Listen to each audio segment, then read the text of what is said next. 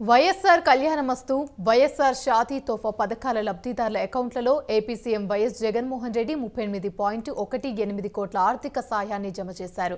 శుక్రవారం నాడు క్యాంపు కార్యాలయంలో బటన్ నొక్కి 4536 మంది లబ్ధిదారులకు ఈ విడుదలలో సాయం అందించారు. ఎస్సీ, ఎస్టీ, బీసీ, మైనారిటీలు, విభిన్న ప్రతిభావంతులు, భవన నిర్మాణ కార్మికుల కుటుంబాల్లోని ఆడపిల్లలకు ప్రభుత్వం ఆర్థిక సాయం అందిస్తుంది.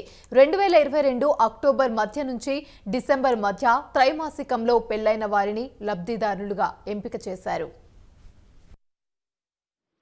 పేదవాడి తలరాత మారాలి అనంటే చదువు అనే అస్త్రం ఆ పేదవాడికి మనం ఇవ్వగలిగితేనే ఆ పేదవాడి తలరాతలు మారుతాయి.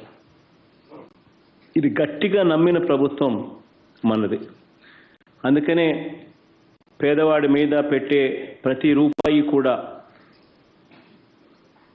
పిల్లల్ని చదివించే దానికోసం పెట్టే ప్రతి రూపాయి కూడా అది ఖర్చు కింద భావించడం లేదు.